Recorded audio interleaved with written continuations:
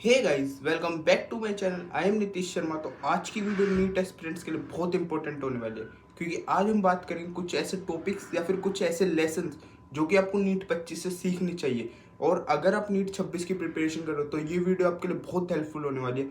तो वीडियो आखिरी तक देखना, ठीक है। और लास्ट वाली टिप बिल्कुल मिस मत करना। तो चलो वीडियो को शुरू करते हैं। चलो भाई, देखो अब मैं क्या करता हूँ।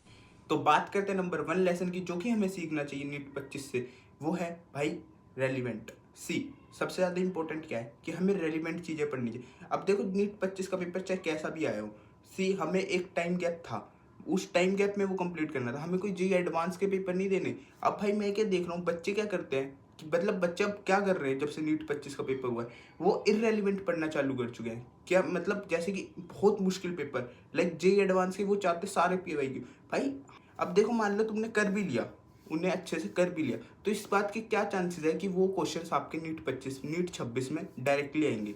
ठीक है, बहुत कम चांसेस है कि मुश्किल question same as it is repeat होते हैं। इजी क्वेश्चन एक बारी को हाँ रिपीट हो भी जाते हैं, लेकिन मुश्किल क्वेश्चन बहुत मुश्किल से रिपीट होते हैं। और अगर मान लो कोई नई कॉन्सेप्ट, चलो मान लो कॉन्सेप्ट सेम हुआ और क्वेश्चन कुछ नया बना के दे दिया, तो भाई आपको 1 मिनट में उस क्वेश्चन को पढ़ना है, उसे फ्रेम करना है, अच्छे से फॉर्मूला लगाना है, क्या लगेगा, मल्टी कॉन्सेप्ट हुआ तो मल्टी कॉन्सेप्ट लगाने। भाई ये 1 मिनट में पॉसिबल नहीं है। तो हमें सबसे पहले ही क्या करना है कि हमें रेलिवेंट पढ़ना है भाई। सबसे पहले रेलिवेंट पढ़ना है। अब तक जैसे नीट 25 के पेपर आ रहे थे, नीट 25 से पहले जैसे पेपर आ रहे थे, हमें मतलब उस लेवल का भी पढ़ना चाहिए। और बायो में क्या, बायो में बच्चे इतना इरेलीवेंट, इतना आउट ऑफ द बॉक्स जा जाके पढ़ रहे हैं भाई। देखो अब नीट 25 की बात करते हैं, बायो में कितने क्वेश्चन बाहर से दे।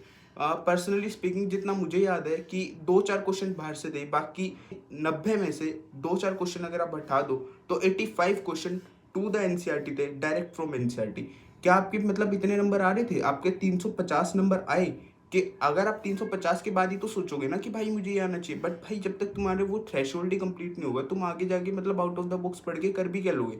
और फिर तुम्हें वो रिटेन भी करना है भाई पूरे साल। और ऐसा नहीं है कि तुम्हें सिर्फ बायो बायो पढ़ने, तुम्हें फिजिक्स भी पढ़ने, केमिस्ट्री भी पढ़नी है। केमिस्ट्री में 3 पार्ट, ऑर्गेनिक, इनऑर्गेनिक, ऑर्गेनिक की रिएक्शन से याद करनी है। तो भाई समझो, रेलिवेंसी और मुश्किल चीज़ों में एक अलग भाई, समझो बात को, ऐसे काम नहीं चलता। ठीक है, तो हमें सिलेबस के अंदर रह के पढ़ना चाहिए, ठीक है ना। दूसरा क्या है कि बच्चे बहुत ज़्यादा इररेलीवेंट पढ़ना चालू कर चुके हैं। हमें मतलब इतना भी इररेलीवेंट नहीं पढ़ना कि हम जेई एडवांस के पेपर की, क्योंकि एट द लास्ट हमें नीट का क्वेश्चन, नीट का पेपर देना है, ठीक है ना। हमें जेई एडवांस नहीं देना, ठीक है। तो अब बात करते हैं नंबर 2 लेसन की, जो कि हमें सीखना चाहिए।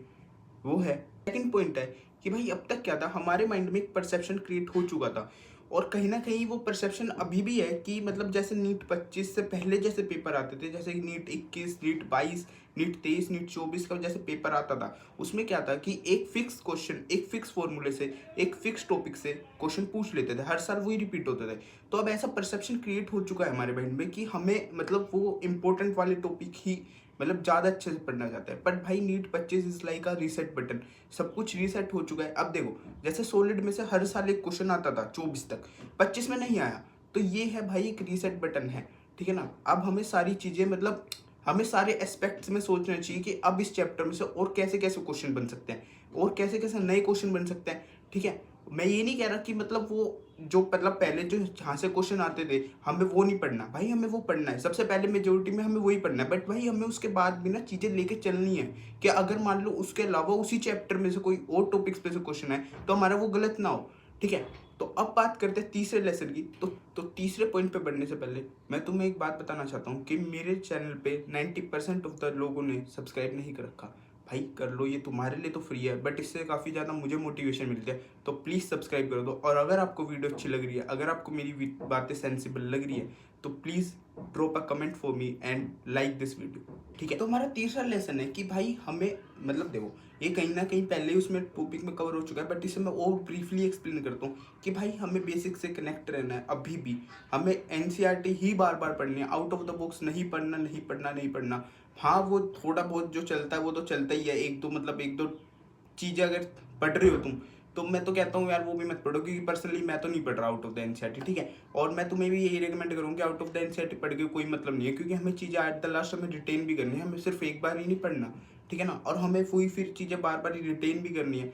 तो ये काफ़ी ज़्यादा चीज़ें कवर हो भी गई थी। ऑल्सो एक बात मैं ऐड करना चाहता हूँ कि मैंने देखा है कि बच्चे अब क्या कर रहे हैं, अब ना मतलब वो कहते हैं कि हमें उस लेवल का पढ़ना है, वो डायरेक्ट मेंस या फिर क्या नाम है एडवांस के पीवाईक्यू लगाने चालू करते हैं। ठीक है भाई, हमें नीट के पीवाईक्यू निगलेक्ट नहीं करना, क्योंकि PYQs as it is repeat होते हैं, रिपीट होंगे, रिपीट होते रहेंगे।